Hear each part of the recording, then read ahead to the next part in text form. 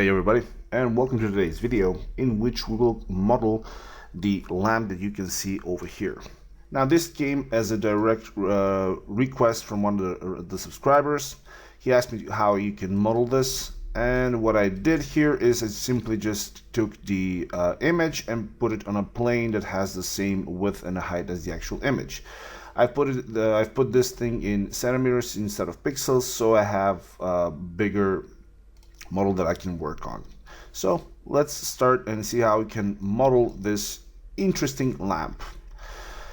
First thing that I would do here when I model something like this is try to separate it in a few separate elements. For example, I can see that here I have this part which goes up to the ceiling or wherever this thing is being hanged. You have this black part here holding the bulb. You have the actual bulb, and you have the netting that goes over the bulb. So we can model this thing one by one by separating all of these elements individually. So let's start with the easiest one. The actual bulb is pretty much a sphere. So let's go ahead, create a sphere, click on it, and just put it in here like this. Now, since I do want to have this thing facing the upper or the top, what I'm going to do is I'm going to rotate this thing for 90 degrees, like so. All right. Nothing too much has changed. It's only where the geometry is at. Now, since I've rotated this for 90 degrees, what I can do here is, first of all, I'm going to select my sphere, press Alt-X so I can make it see-through. And now I can see where exactly this portion here should end. As you can see, this metal piece over here, it should be somewhere around there. So what I can do here is put an edit poly on top of the sphere, select my edge and move it just a tiny bit lower, like so, and extend it outwards so it follows up that curve there. Now with this thing selected, now I can select the middle vertex, hold down Control and press polygon. That is going to select all the polygons around it. I want to detach this. I don't have to detach it as a clone, just want to detach it because this is going to be a separate piece. All right, awesome. Now, once we have this, now if I, first of all, I'm going to center the pivot here so it's easy to move. So now when I move it, you can see this thing opens up the bottom.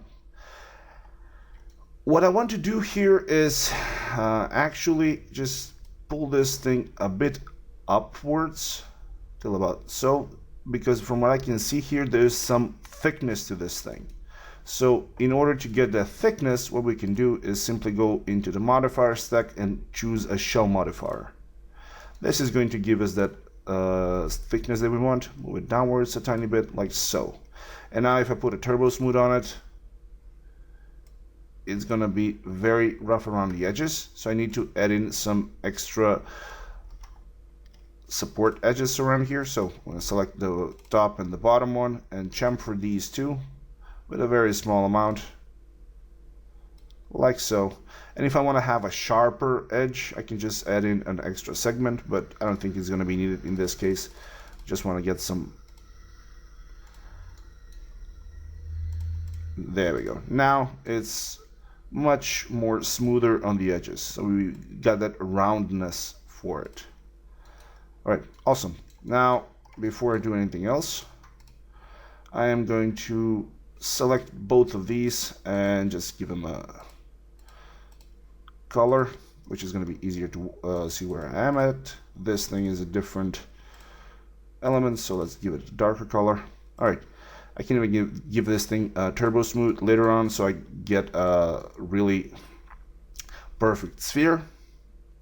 So with this, I actually have this part, and what I can do here is either select all of these edges, connect them, pinch in, or actually move in this line to about there.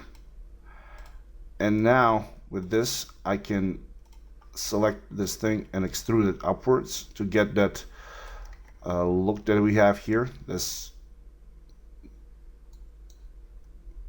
piece over here. Or what I can do is make it part of the line that is going to be going from the top to the bottom. But in this case, let's just leave it as it is, like so,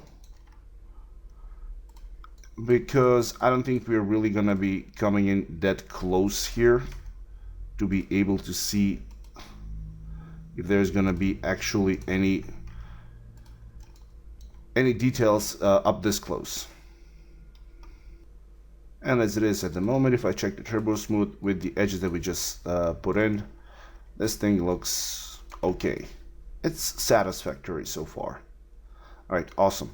Now the next thing that I want to add is add in that line. For it, I can either use a cylinder, or what I can do is hold on Control and right click, and from here choose a line. Click where I want to have the line, move it upwards until you get it to the height that you would like to have it. In the rendering, enable it in viewport and renderer, and simply choose a radial and control the thickness. Here the thickness doesn't really coincide with the actual size that you would have it in real life, because basically I've just, like I said, I've made this thing a lot bigger, so it wouldn't have any problems with modeling it. But let's just go ahead and now align this pivot or center with center. There we go. And by aligning it center with center, now I can just move it upwards until I get it to where I want it, like so. And another thing that I want to mention is that whenever you're using a line with the enable in viewport and renderer, drop on an edit poly on top of it, and make sure that one of these sides, the caps, is gonna have these two lines. It's either gonna be the bottom or the top. So control backspace for this to remove it. Select the top, delete it. Select the bottom polygon as well, and delete that one as well. So now if we decide to put turbo smooth on this thing for some reason, if we want to have a smoother line, we wouldn't have any problems with the poles. So let's just give it a color, and there we go. So we basically, with this, we have the line, we have the bottom piece over here, and we have the bulb. All we need is the actual netting. But since we don't have the top here, I'm actually going to take this piece over here, hold on shift, drag it upwards, and here make a copy of it, rotate it 180 degrees, and move it downwards. Now we can use this thing as what you would have on your ceiling to hang up or hang that light on. And you can just move this to whatever height you might want it at. Let's just check. Fine. It's okay. All right. So now the fun part comes with making the netting. The netting is going to be the interesting part of this model. Namely, in order to get this net look, what I'm going to do is I'm going to select my basic here, or my basic, or not the basic, but the base sphere. I'm going to copy it and make a copy of it, and remove the turbo smooth from the copy that we just made. So that leaves us with the original geometry. Now, here's what I want to do. If I come over to the side and I can select all of these polygons, what I can see here, and I actually deleted all those polygons, what I can see here is that it's about at this point where the netting kind of starts going upwards. So I'm just simply going to extend this a bit more, like so. And now what I want to do here is select the border here, hold on shift, and move it upwards. So I create one one extended edge upwards, and I want to move this up to the top till we get to where this thing is being hanged at the ceiling. Now I'm gonna scale this thing downwards, Alt X to make it see-through. I'm gonna scale it till it's wrapping around the actual hanger. Now we got this look, but if I take a look at the actual netting, we're gonna notice that this thing doesn't go like this, but it has a bit of a curve here, which coincides with the actual height or the actual weight of this ball dragging down that net. So what I want to do here is I want to add in some support edges. The easiest way to do that is to go in your modeling ribbon, and from here choose the Swift Loop option, or you can just use well, a shortcut if you have one on your keyboard. So I'm going to put one shortcut or one edge over here, right click, and now I'm going to scale this down until I can actually see the netting over there. Okay, it looks good. Now here's the thing, I want to have this thing even a tiny bit in like that. Now I want to add in more support loops to make sure that I don't have these straight lines, but instead I have a flowing line. So hit another edge loop, but now before you click, hold down Shift. This is going to add in that extra loop, but instead of just dropping it wherever you're pointing, it's going to apply a flow or a set flow modifier to it. What this means is that, for example, if I just click here, it's going to be like this.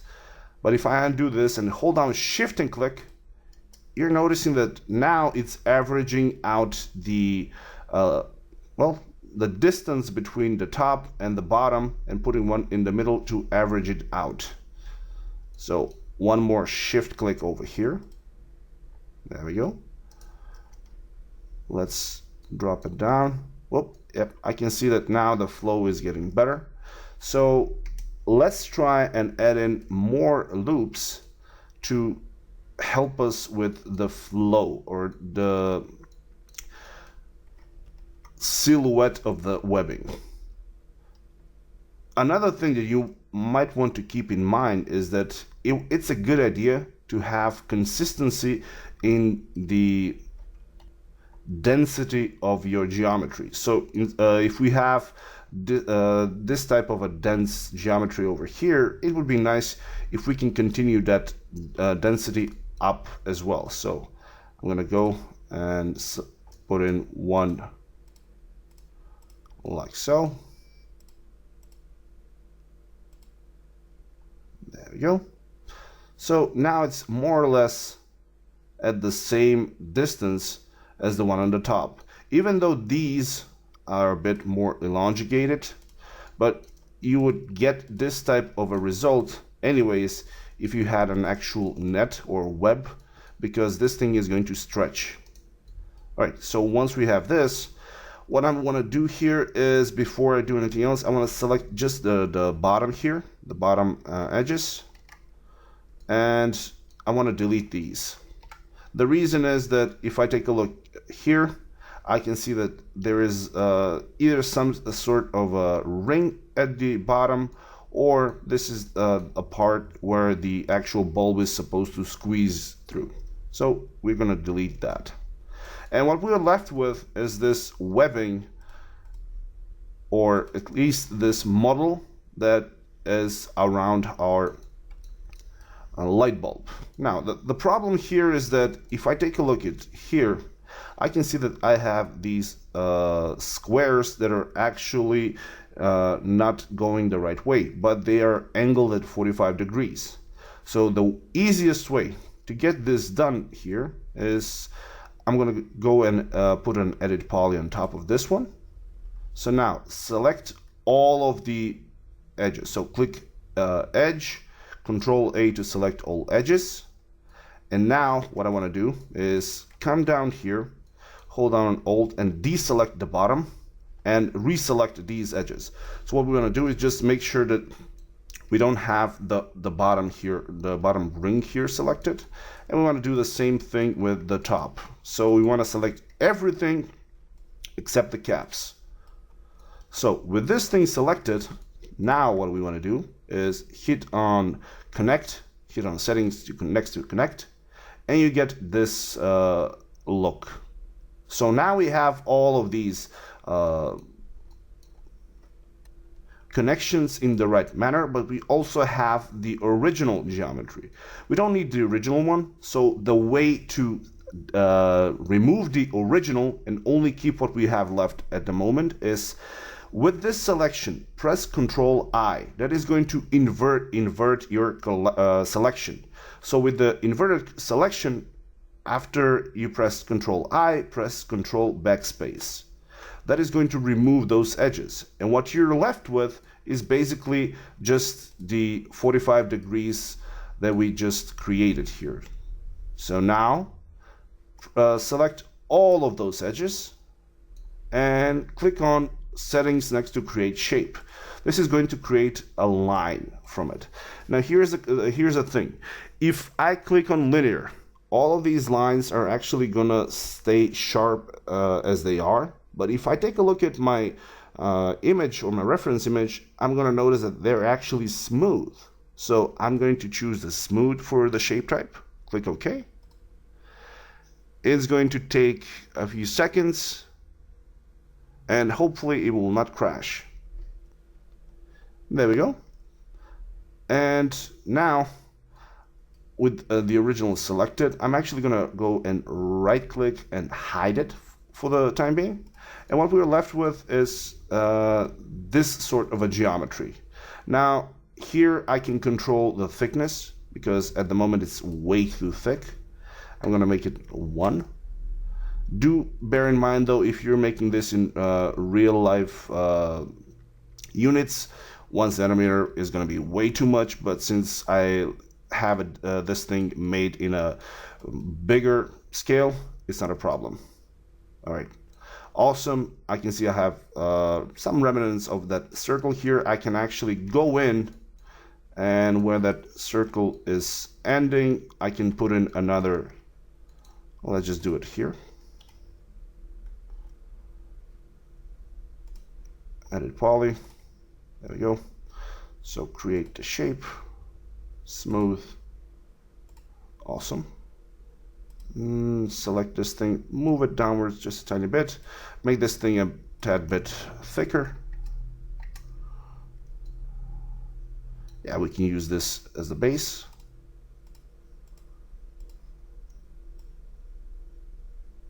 Awesome. Select both of them, give them a darker color. And with this, we actually have the webbing for our light fixture. And with this, we can call our model done. So hope you guys had fun and you managed to learn something new. If you do have any questions, leave them below. I will meet you in the comment section of the video. If you enjoyed the video, click the like button, and if you're not subscribed, now is a great time to do so. As always, thank you very much for watching, and I will see you all in the next video. Bye bye.